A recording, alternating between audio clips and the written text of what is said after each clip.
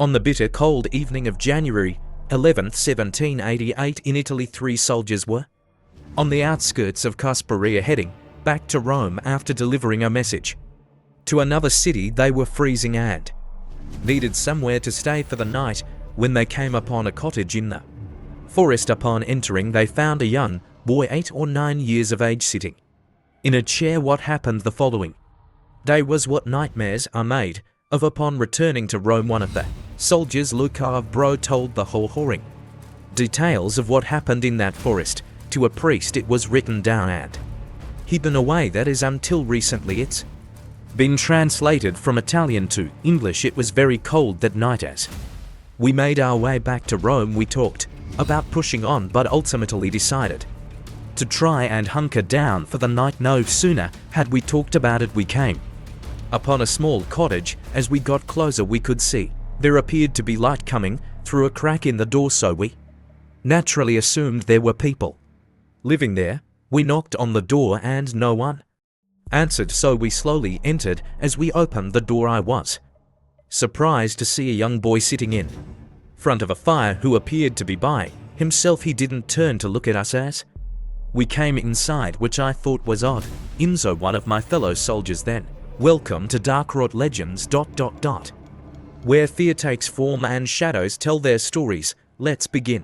Asked him what I'd been thinking. "Boy, where is your family?" At first he said nothing as he continued staring into the fire. After a long silence, he replied, saying, "I shall show you." I immediately sensed something was wrong. It wasn't what he said, it was the way he said it that scared me. Enzo then walked up to him, got in his face and asked again, "Boy, tell me where your family is." This time he said nothing and would not even look at Enzo, who pressed him for more information. "At least tell us what your name is," he asked. Again nothing. We shrugged our shoulders as we gave each other concerned looks. We were extremely tired and decided it was too late. Whatever it was, we'd deal with it in the morning. We decided to take turns keeping watch. Normally we wouldn't do this, but something made us feel uneasy. I was up first as I sat down at the table not too far away from the boy as Enzo and Santino went and lay down on the opposite side of the cottage. I sat there watching the boy as he continued staring into the fire. It was difficult not falling asleep as I had to constantly wake myself up. When my turn was over, I woke up Enzo, then went and lay down quickly, drifting off to sleep. "Come with me, I will show you where my family is," said the boy as he stood over me. I nearly jumped out of my skin. As I awoke, I grumbled to myself as I looked over at Santino, who was supposed to be keeping watch but was fast asleep at the table. I then looked up at the boy, who appeared as if he was burning a hole in my soul by the way he was staring at me. His face was emotionless. Something is definitely not right with him. I thought to myself, "Santino, wake up, you fell asleep, you bastard," I yelled out as I stood up. What happened?" replied Santino as he nearly fell off the chair. Enzo, who was now waking up, said, "Let's get a move on. We still have a ways to go, and not to mention we still have to help this boy." We started gathering our things as the boy stood there quietly gazing at us. "Now where is your family?" Enzo asked him. "I shall show you," he replied as he started heading towards the door. Then, going outside, we looked at each other, then started following him. Once outside, he started walking in a direction that would take us further away from Rome. This agitated me as we'd already been walking for several days and I was longing to be at home. I very well knew we couldn't leave someone his age out here alone, so I accepted it and pressed on. I was thankful, though it wasn't snowing and the sun was shining. As we followed him through the forest, I took note of how fast he walked. He didn't turn around, nor did he talk. I was in the lead behind the boy and would stop from time to time to see if Enzo and Santino were keeping up. After walking for quite some time, the boy suddenly stopped and turned around, looking at me. "It's just over the hill," he said as he pointed. I waited for the others to catch up before continuing. He said, "It's just over this hill." I said, "What's just over the hill?" Boy asked. "Enzo, my family, they are in there in the dark," he replied. "What does that mean?" asked Santino, you shall see, replied the boy. He then started walking up the hill as we followed him. I was getting tired, and all that was going through my mind was going back home as I angrily climbed the hill. Once we reached the top, I looked down and was somewhat surprised to see what appeared to be a giant old tomb at the bottom among some trees. Before I could ask, Enzo spoke up in an angered tone. Is your family in the tomb, boy? Are they dead? No, they're hiding in there, the boy replied as he stared at the tomb. Then, without hesitation, the boy started walking down the hill. I paused, not wanting to go any further, as Santino took off after him, followed by Enzo. After contemplating what to do, I went against my gut and followed them.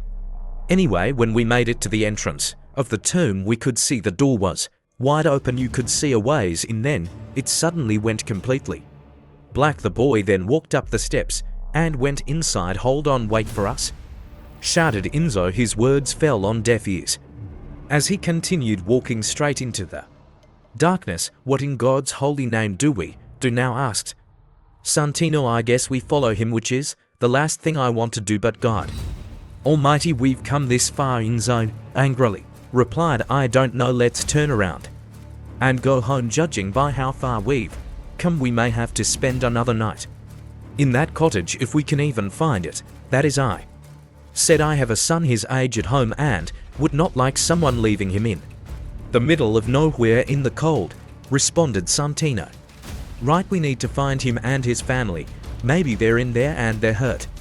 Let's get it over with so we can leave, said Enzo. I shook my head, not liking it, but kept my mouth shut. Before going inside, we grabbed some branches and made torches. I made sure I was the last one going in as I watched them slowly walk up the steps and go inside. As we approached the spot where darkness started, Enzo, who was in the lead, somewhat far ahead of us, stopped, looked back at us and gave us a look I shall never forget. I was about to ask him what was wrong when he turned around and continued walking into the darkness and was suddenly gone. Enzo, where are you? Shouted Santino, who frozen in his tracks. I was about to turn around and run when we heard someone in the darkness whisper, come, I shall show you. Let's leave, Santino, I whispered, loudly, scared out of my wits. We can't leave our brother behind. Stop being a coward, he replied. I took a deep breath and said, fine, let's hurry and find him. We then slowly crept up to where the darkness started. As we stepped inside the darkness, I heard a voice behind me say, I shall show you. I decided that was enough and turned to leave, but was suddenly surrounded by complete darkness. Santino, Enzo, I yelled out. Luca, where are you? Asked Santino. I don't know, brother, I'm surrounded in utter darkness, I replied. Me too, I can't see a thing, he responded. I thought about drawing my weapon but realized it wouldn't do me any good if I can't see. I knelt down, grabbed my flint and steel from my satchel and tried lighting my torch, but to no avail. It would not light. Keep talking and I'll try finding you, I said as I stood up. All right, we need to find Enzo and get the hell out of here, replied Santino.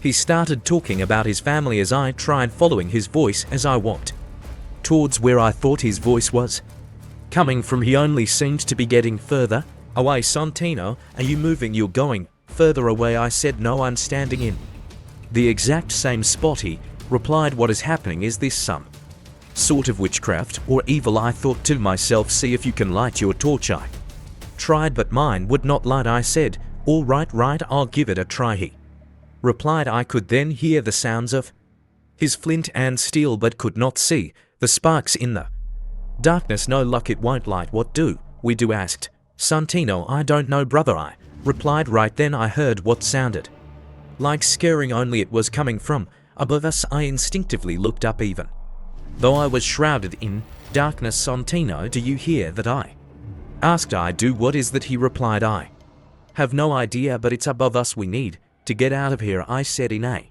frightened tone. Yes, but how do we do that? He asked. Find a wall and start walking, I replied. I then stretched out my arms and started walking, hoping I'd bump into a wall. I could then hear Santino walking around when I heard the cold, disturbing voice of the boy say, Nerius, I've brought you something, I immediately stopped moving and whatever had been on the ceiling dropped to the floor and started running. Luca, the boy is in here, shouted Santino. The running suddenly stopped as it went dead silent. I was about to call out to Santino when he started shrieking at the top of his lungs, followed by Luca, help, which was quickly cut off. Fear surged through me as I started fumbling my way along in the dark, not knowing where I was going, only that I wanted to get out of there fast. After falling down several times, I finally found a wall. I kept my hands on the wall as I moved along as fast as I could. I'm not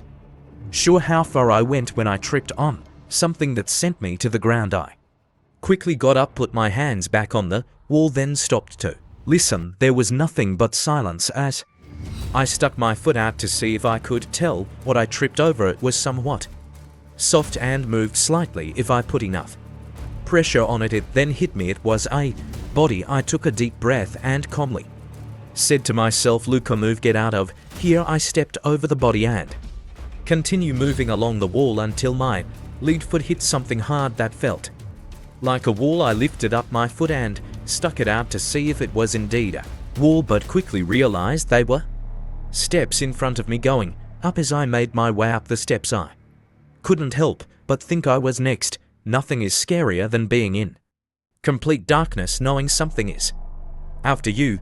I kept moving until I came to a wooden door. I pushed on it, but it wouldn't budge. I felt around for a handle, and once I found it, pushed again, and it still wouldn't budge. I then pulled, and the door started moving towards me. As I was pulling the door open, I heard the scurrying again coming up the stairs straight for me. This time it sounded like there were more than one of them. I started panicking, almost falling down the steps, but was able to hang on to the door handle. Once the door was open wide enough for me to go through, I started running as fast as my legs would go. I ran and ran until it went from being complete darkness to suddenly seeing the sun shining through the trees. It was like passing through a door that was not there. As I continued running, I realized I was back at the entrance of the tomb. Once outside, I had to stop to catch my breath as I stood there looking into the entrance of the tomb, wondering what just happened. 3 boys appeared at the edge of the darkness. One of them was the boy from the cottage, and the other 2 appeared to be 12 to 13 years of age. They stood there staring at me, their faces emotionless. I waited for them to come after me, but could see one of them looking down at the line of light in front of them, then looking back at me and not moving. It was as if they couldn't leave the darkness as they stood there glaring at me. Why had the boy from the cottage been able to? I thought. I shook my head, being scared and confused, not knowing answers. I was going to call out to them, but the look on their faces was that of something so sinister, like the look a wolf gives its prey before it kills it. After catching my breath, I started heading back the way that would take me to Rome. I took a slightly different path than the way we'd come, in case I might get followed. I hadn't walked very far before I came to a grove of trees that appeared to form a large circle. As I walked inside the circle of trees, I nearly screamed aloud as I crossed myself and started praying. There, fairly high in the trees, were the naked bodies of the people nailed to the trees as if they'd been crucified. There were 2 young girls and most likely their parents. It didn't take long to figure out this was the family of the boy from the cottage. I made the decision to continue walking all night if I had to, until I made it back to Rome. At the bottom of the transcript were some notes from the priest. Luca mentioned the names Narus and Osod. They are 2 ancient demons. Narus is a cunning demon whose real form is that of a man, but whose head is that of a ram. Osmodei, a wicked demon whose real form is that of a man, but whose head is that of a bow. 2 days later, we dispatched a group of soldiers to the area Luca had described. They found the tomb, but nothing like he described, other than that bodies of those who'd been buried there for quite some time. They did find the remaining family members still crucified to the trees. They were taken down and buried by their cottage. For more scary horror stories, please like. Thank you for joining Dark Rot Legends. Subscribe for more tales of terror. If you dare.